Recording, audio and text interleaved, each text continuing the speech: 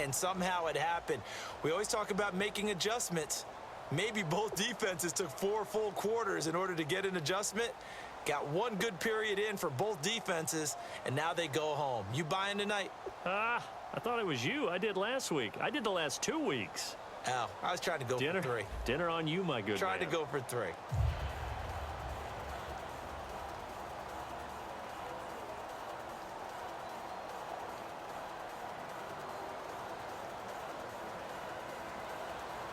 Nothing between these two teams for 4 quarters. Here we go to begin overtime. This is fielded a couple yards deep. And he's able to get it across the 20, but not by much, as he's marked down at the 21-yard line. The Falcons set to get things rolling on defense again here.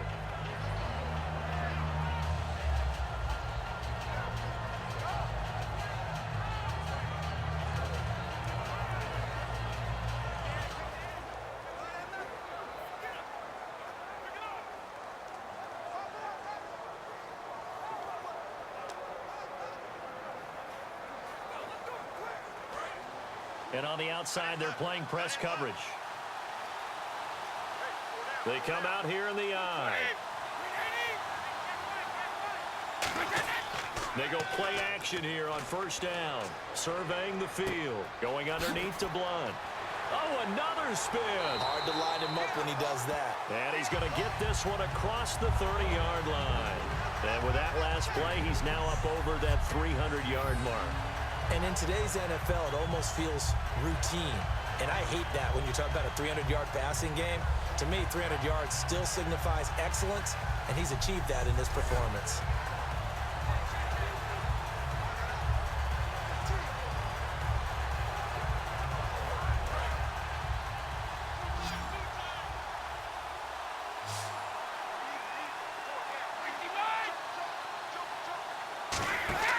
Now a play fake. Brady finding time. And no escaping this time as he'll go down. They got him for a sack.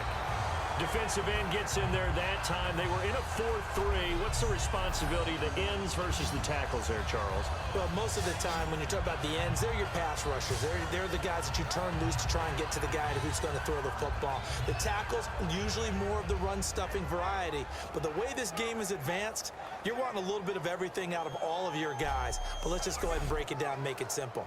The guy who's the right defensive end versus a right-handed quarterback, that's the blind side. He's going after the quarterback. He's going to put him on the ground.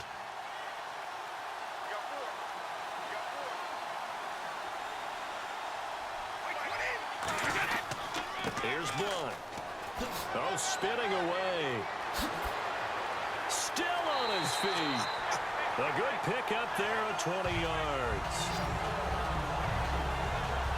Well, when you're able to break a run against a cover 2 or a 2-deep zone, safeties are back a little ways. What you're counting on is the guys taking care of business up front and then maybe climbing to the second level. That offensive lineman or tight end getting up to the second level and able to block the safety in order to create a big run. And making those linemen work with a couple of blocks. They look good doing it there.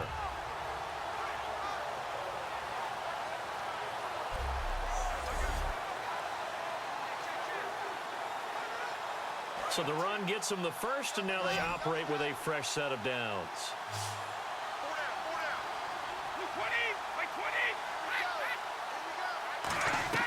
They'll run it now out of the gun. And he might have got this across midfield, not by much. They'll mark it down at the 49. Ricardo Allen, the safety, makes the stop. Not a run that you're going to write home about, but still a good first down run. That's what an offense calls staying on schedule. 3 to 4 yards on first down, you're set up very well for the rest of the drive.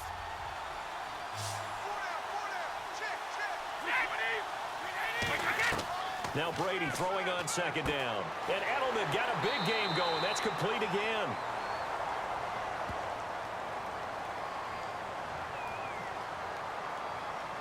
Personal foul. Face mask. Defense.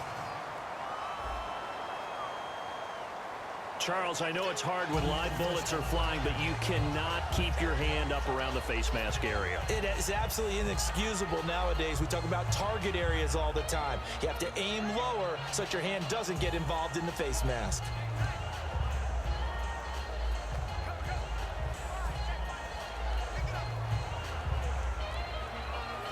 And the offense lining up 1st and 10.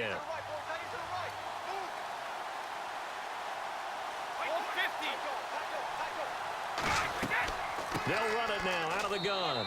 And able to push his way forward here for a good little gain. It's a pickup of 4, and it'll bring up 2nd down. Some of the most unselfish players on any football team, defensive tackles, because we ask them to just eat up blocks and allow other people to make tackles. But when he can make a play himself, as we just saw there, that's a big day.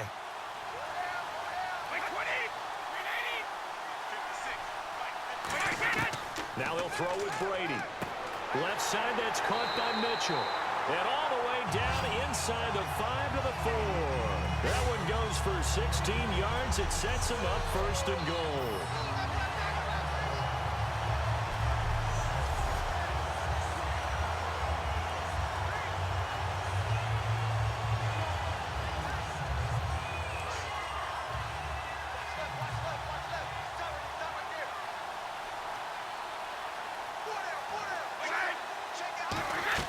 They'll run it now out of the gun. And he is into the end zone. It's a touchdown. And in perhaps the greatest Super Bowl ever, they have won the game in overtime. Wow. And it's another Super Bowl title for the New England Patriots.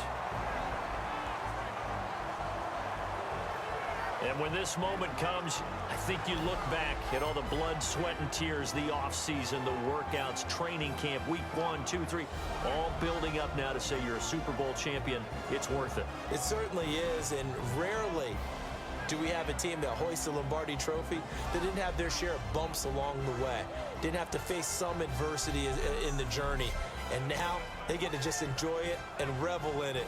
And all offseason, they'll be signing their autographs with Super Bowl champion underneath it.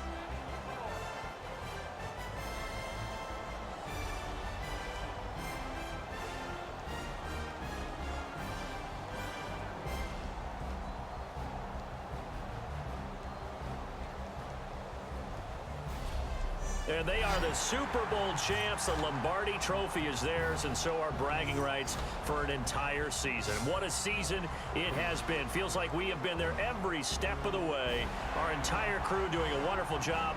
Thanks to my broadcast partner, Charles Davis. For all those guys, I'm Brandon Gaudin signing off. We'll talk to you next season right here on EA Sports.